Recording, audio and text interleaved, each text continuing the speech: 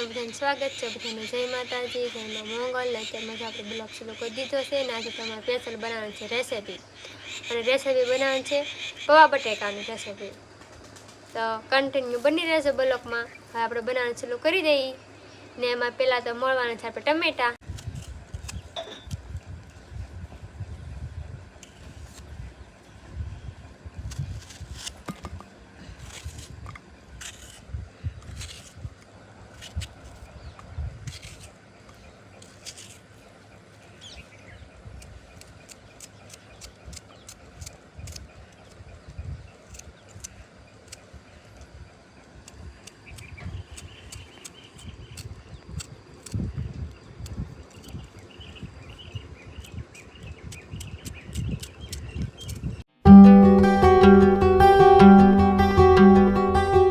આપણે ટમેટા સુધારતા હતા, આપણે ટમેટા હવે સુધારી જશે। હવે આપણે ડુંગળી સુધારવાની છે।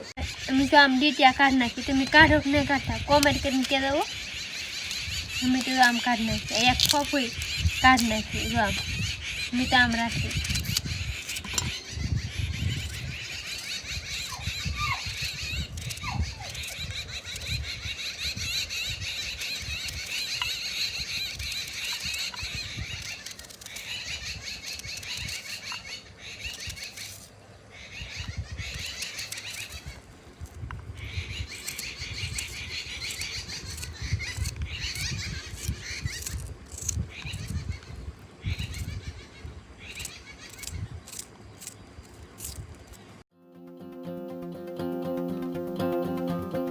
ડુંગળી સુધારતા હતી, ડુંગળી આપણી સુધારાઈ ગઈ છે ને આપણે મરચાંનું કટિંગ કરવાનું છે।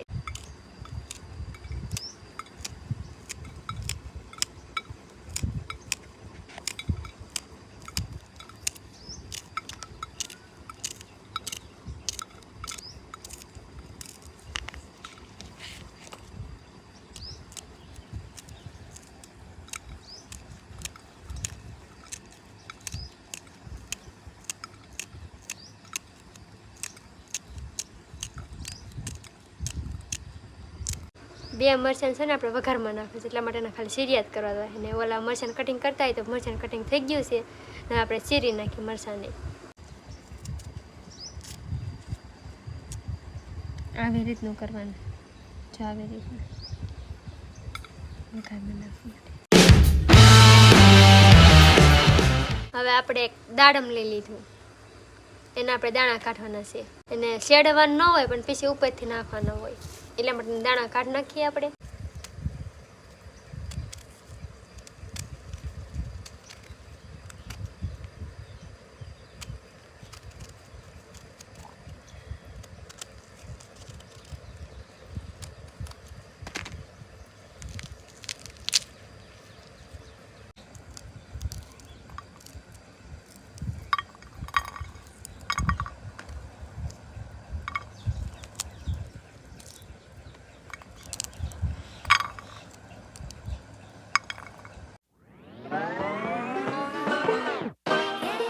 હવે આપણે મોળવાના છે બટેકાને, આપણે દાળમાં દાણા તો કાઢી નાખ્યા છે ને આપણે મોળ નાખીએ બટેટા। પેલા બટેકાની તો સાલું કાઢી જશે, સાલું વાળા તો કંઈ રખાય નહીં, એટલે માટે પહેલાં આની સાલું ઉખડી નાખવાની।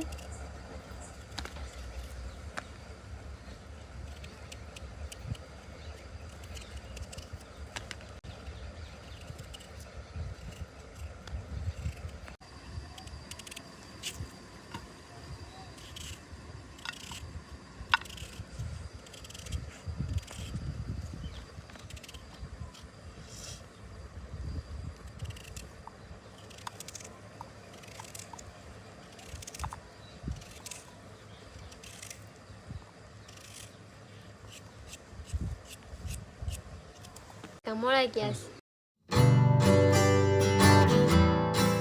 એમાં થોડાક માંડવી દાણા પણ નાખવાના હોય। એ માંડવી દાણા અહીંયા છે એમ કે ફોલી તો નાખેલા હતી પહેલાં, એટલે દાણા છે।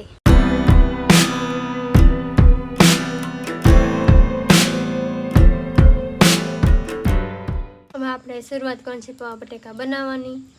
તો પહેલાં તો આપણે તવી મૂકી દઈએ ચૂલા ઉપર, આપણે દેશી ચૂલા ઉપર બનાવવાનું છે, ગેસ ઉપર નથી બનાવવાનું।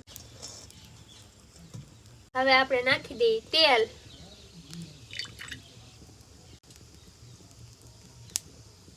તેલ નાખી દઈશ. હવે નાખી દઈએ આપણે એમાં રાઈને ફૂલ તતડી જવા દેવાની. હવે આપણે પૌવાને ધોઈ નાખીએ.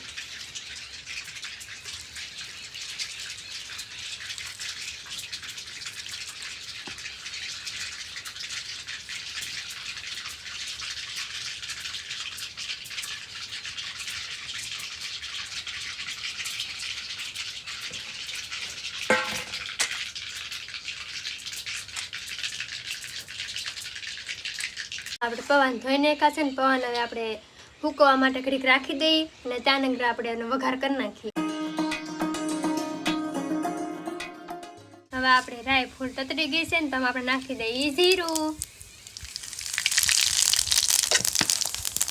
અને હવે આપણે નાખી દઈએ આપણા મરચાં.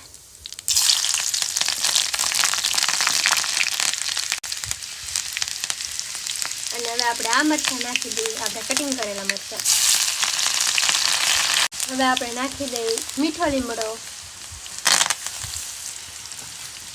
અને હવે આપણે નાખી દઈએ દાણા અને હવે આપણે નાખી દઈએ ડુંગળી. હવે નાખી દઈએ આપણે એમાં હળદર.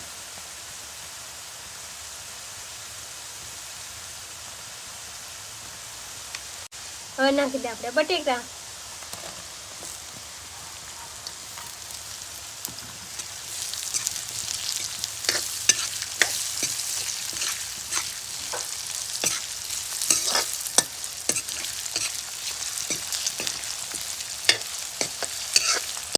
નિમક સ્વાદ પ્રમાણે નાખવાનું અને જેટલું સ્વાદ પ્રમાણે નાખતા હોય તો નાખવાનું.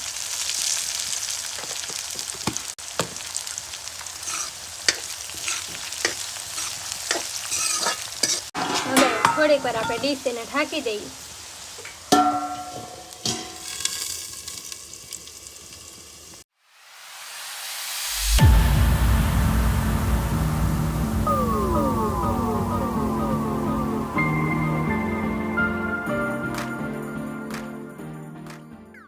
હવે આપણે નાખી દઈએ એમાં ટમેટા.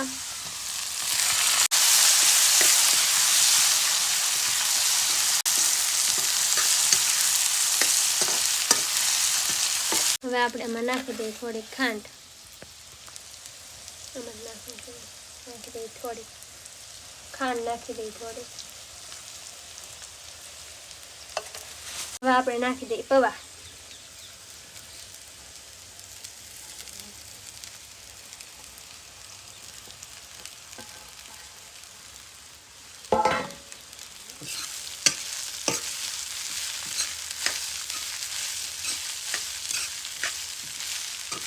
હવે આપણા પૌવા બટેકા બની ગયા છે કમ્પ્લીટ. હવે આપણે ઉતારી લઈએ. હવે આપણે નાખી દઈએ દાડમના દાણા.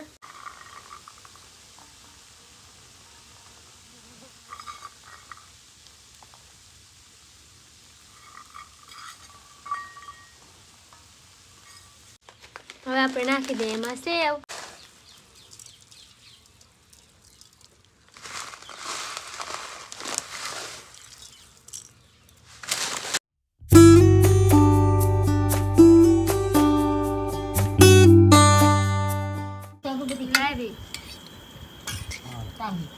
મારે નહીં એક જમણી પડે.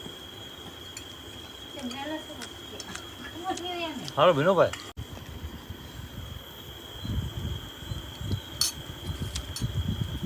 મસ્ત બન્યો.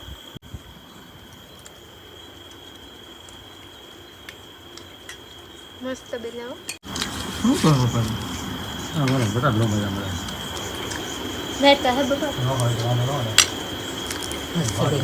તમને અમારા રેસીપી બ્લોગ ગમ્યો હોય તો લાઈક કોમેન્ટ શેર અને સબસ્ક્રાઈબ કરી દેજો. મળીએ નવા બ્લોગમાં. ત્યાં સુધી બધાને જય માતાજી.